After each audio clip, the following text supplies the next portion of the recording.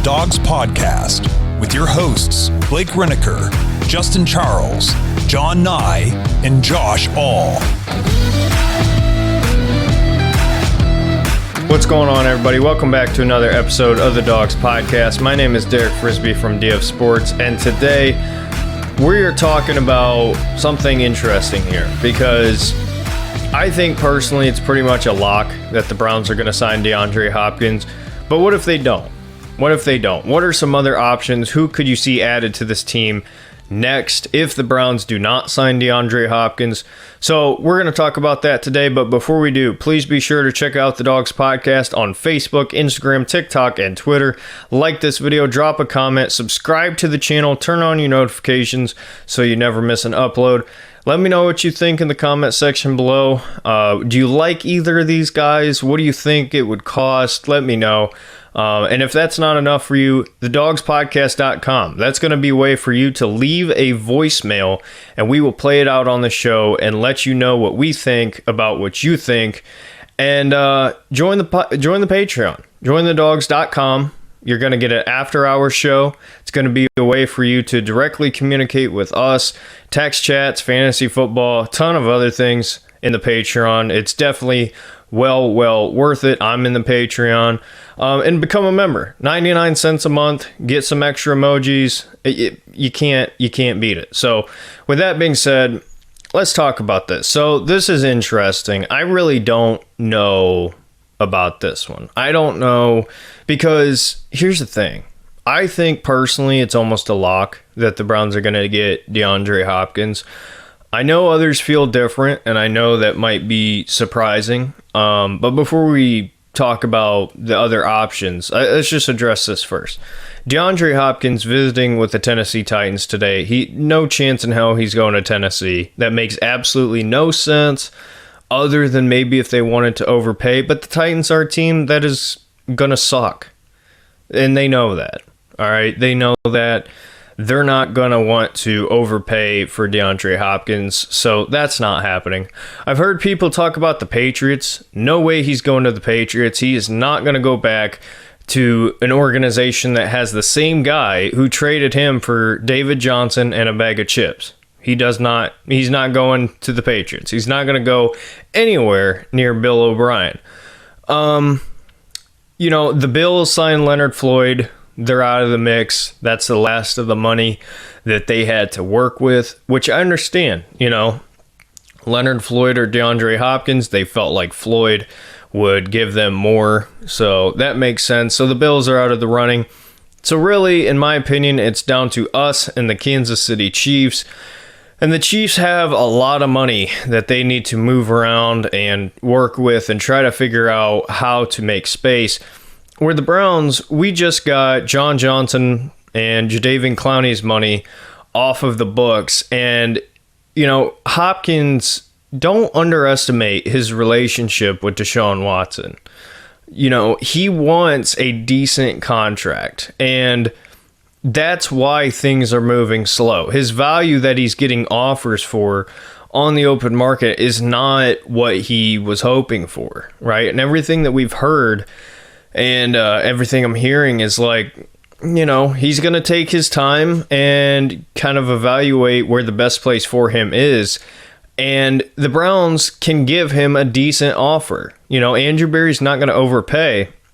And you're seeing teams kind of go off the board and back out. We've heard a couple teams back out. And like I just said, with the Bills signing Leonard Floyd, that was a big contender, for DeAndre Hopkins. That made a ton of sense. That is now off the table. So as far as, in the betting odds, that's another thing. The betting odds have dramatically shifted in the Browns' favors.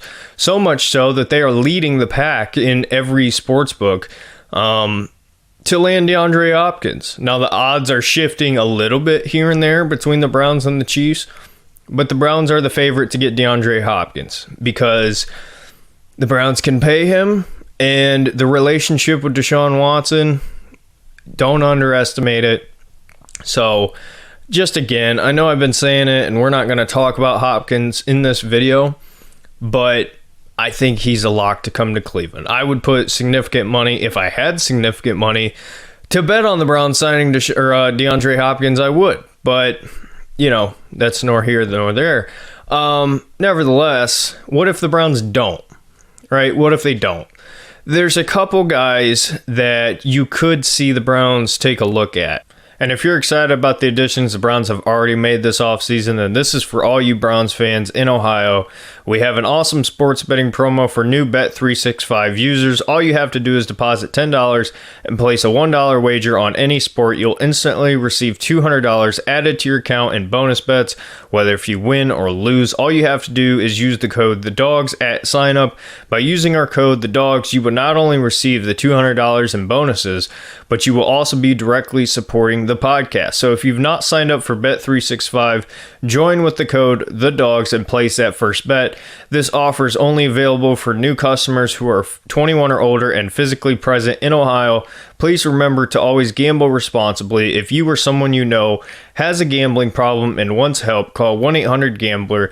Check the episode description for the full terms of the offer or visit bet365.com. And let's start off with the first one, which is the more unrealistic of the two, because this would mean that the Browns would have to make a trade to get this player in the building. And I just don't know if the Browns would be willing to do that at this point. And that is Isaiah Simmons out of Arizona. He is on the trade block. They did not pick up his fifth-year option.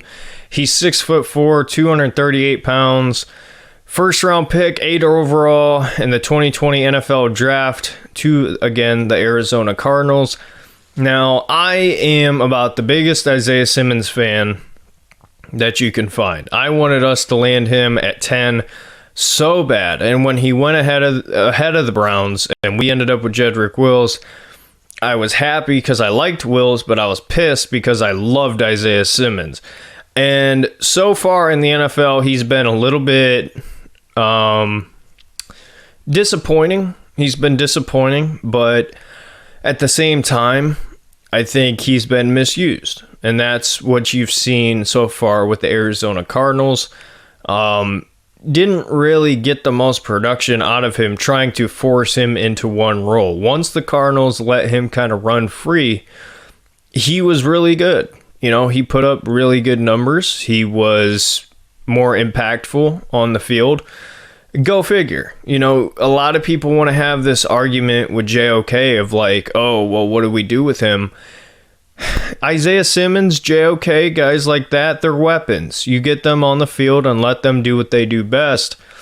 And Simmons last year, as you can see on the screen, 68 solo tackles, 4 sacks, 2 forced fumbles, and 2 picks, right? That's not elite, but it's not bad at all. Isaiah Simmons is not a scrub by any means. He's a really good football player. And I don't think we have seen the best out of Isaiah Simmons by any means. And unfortunately, I think that he's in kind of a tough spot because the Cardinals are going to move on from him. And good for him because the Cardinals are going to be awful next year. But it's going to be tough where he lands, because wherever he lands, the defensive coordinator needs to understand he is not a one-position player. He's a hybrid linebacker safety who's just a freak athlete. I mean, that's what he is. He's a freak athlete that you need to use kind of as a rover. And for the Browns, as much as I love Isaiah Simmons, I don't see this as a perfect fit because, to me, I think Jim Schwartz is going to run a lot of 4-2-5. I think he's going to be very cut and clean as far as what he's going to ask guys to do. And that rover position is something that is already filled for the Browns. You have JOK, who is a rover himself, can be a hybrid player. Grant Delpit, you could say the same with him. I just don't see Andrew Berry trading for a guy who's going to be up for a new contract, when he might not be the best fit. And that's what sucks at least with Isaiah Simmons and the Browns, it's like, I think he's a great player. I think he could be one of the best young dynamic players in the NFL. And he's been misused. He's been underutilized. And, it's a little bit too late once the Cardinals started using him the way they should. But I just don't think it's a great fit in Cleveland for Isaiah Simmons. As much as I would love it, we know Andrew Berry doesn't exactly value linebacker. And yes, he traded up for JOK. Yes, he re-signed Anthony Walker. But, they've done nothing. They've done absolutely nothing at the linebacker position. And if there's one spot this next season that I feel like the weak spot is, it's linebacker. But I like some of the guys we have in that room. I like Taki. I like Jacob Phillips more than a lot of people do. I think Tony Fields could bring some surprising value. I think people are kind of forgetting about him and writing him off. I think he could have some impact for the Browns. And I just don't think Andrew Berry views this as a move that he would go out of his way to trade for and make this move, because giving up assets again to get a guy who's only going to be here for 1 year, and then you would have to extend him or franchise tag him, that's just not going to happen. So I love Isaiah Simmons. I hope nothing but the best for him because he's an awesome player. I hope he gets used correctly. I just don't think Cleveland is the spot that would fit the best for him. And I just don't think that's what we're looking for. I think if we're going to add a linebacker, I think you're looking for a more traditional middle linebacker who can replace Anthony Walker. Maybe go out and trade for a guy who's got 2 or 3 years on a contract, who's shown some upside, somebody like that. Isaiah Simmons is not your true middle linebacker. He is literally a do-it-all kind of guy, and that's just not what the Browns are looking for right now. And again, I just don't think we would pay him. I don't think he would be here, and it's just not worth it, to bring a guy in like that. So it sucks. Again, I wanted him on the Browns very bad in 2020, but I just don't believe that it's going to happen. So that's a name to kind of keep an eye on, even though I don't think it's going to happen. That's somebody to maybe pay attention to, just in case, as an option. This episode is brought to you by Omaha Steaks. Guys, here's the truth. Dads want steak. When you give dad perfectly aged and oh so tender steaks, you're not just giving him the best meal of his life, but the chance to grill them up and share the moment with you.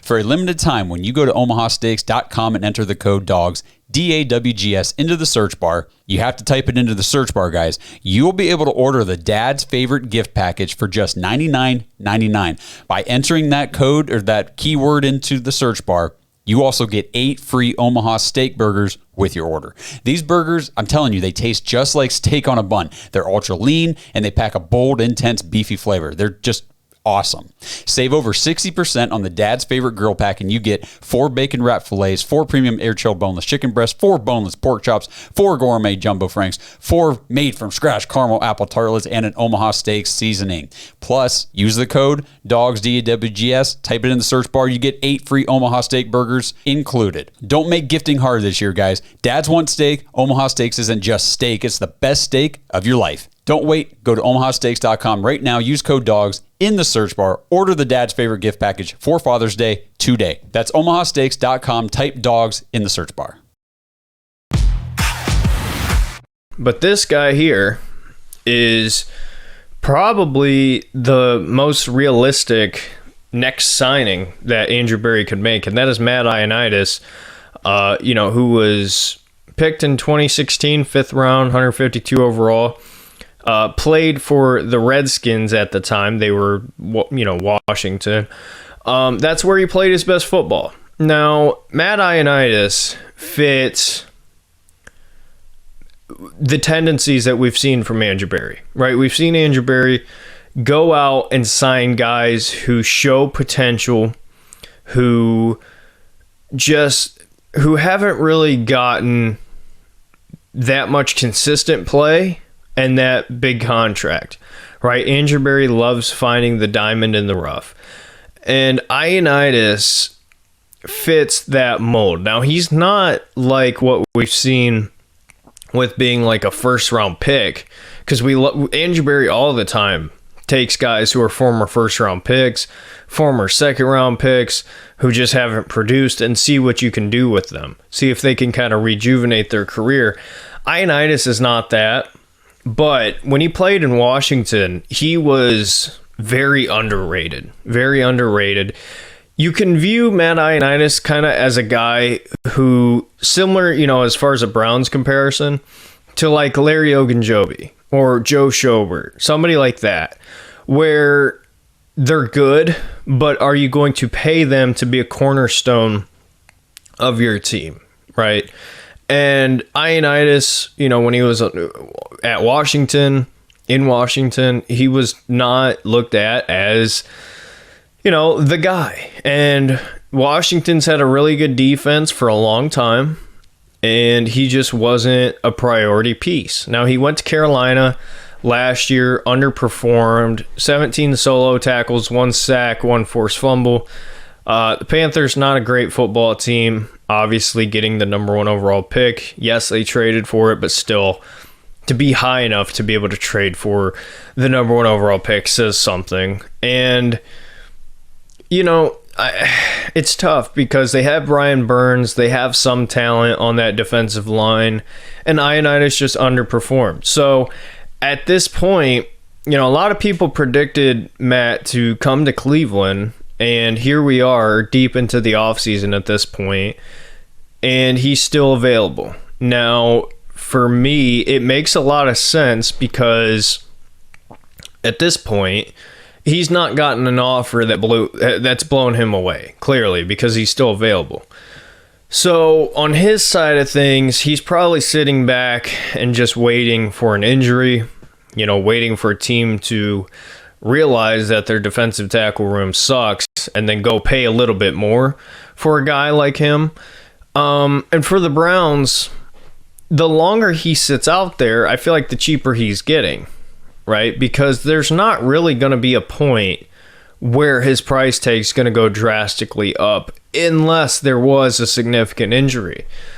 Now, if you're Ioannidis, you cannot guarantee that because, yes, injuries happen, but who's to say that, it's going to be the perfect situation and scenario for you to step right in? You don't know that. So for the Browns, he would be fairly cheap, and I think he would be the final piece to this defense. This defensive line is really good, and I'm on the record saying I don't think the second defensive tackle spot is that important anymore. So I know a lot of people disagree. I understand the argument. But my point being there is when you have Myles Garrett, when you have Zadarius Smith, where you have Dalvin Tomlinson, and then the depth behind it, Okoronkwo, Alex Wright, Isaiah Thomas, McGuire, you have so much versatility that I don't think that defensive tackle number 2 spot really matters that much. And also, I like the guys that are kind of in that room right now competing. Perrion, we'll see. Perrion could very well be cut. Very well could be cut. And it's unfortunate that, he was robbed and that whole situation going on. And I'm not pointing fingers, but Perrion Winfrey has been involved directly in multiple different situations. And at some point, you just got to evaluate, is this a guy worth keeping on the team? So I don't know for sure that he's going to make the team. I don't know for sure if he's going to get cut. But I can tell you one thing, he's on a very short leash, and he could very well be off the team.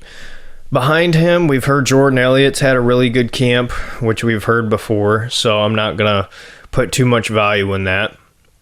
But the guy we signed from the 49ers, I can't remember his name right off the top of my head. Maybe I can find it here while I'm talking, but he's been really, really good in camp. And this is a guy that fits what Andrew Berry loves to do.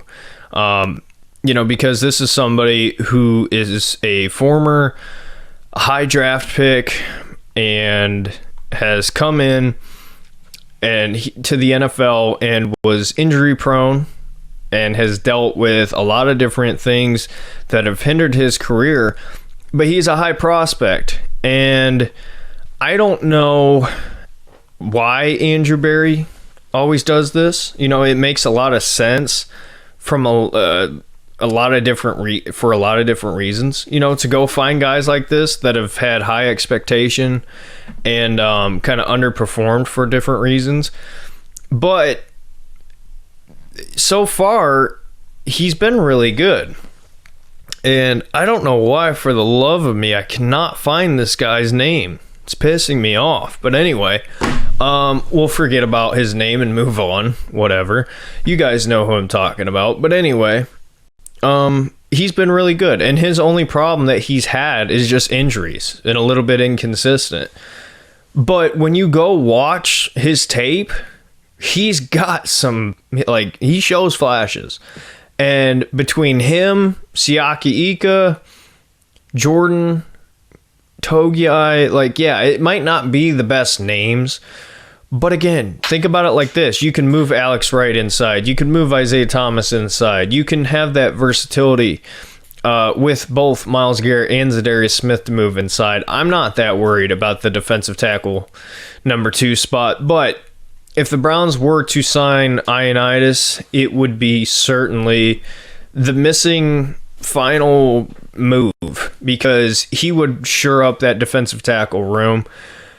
And he would be the starter. Your defensive line would look like Myles Garrett, Dalvin Tomlinson, Ioannidis, and Zadarius Smith, right? And that's really good. That's like the best you can get. And that would be great. That would be awesome. But at the same time, I don't know if it's necessarily needed, all right? But like I said, I think it's a done deal that Hopkins is signing.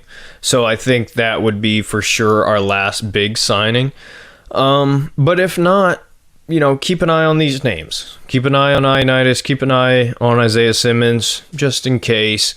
But with that being said, let me know your thoughts. I know this was a shorter video, but we've reached the dead time in the off season. Not a whole lot to talk about. But with that being said, let me know your thoughts. Subscribe to the channel, like the video, and drop a comment in the comment section. We will see you in the next one. Go Brown. Thanks for listening to another episode of the Dawgs Podcast. Make sure you subscribe on YouTube and follow us on Twitter at TheDawgs Podcast. Get your thoughts on the show at TheDawgsPodcast.com.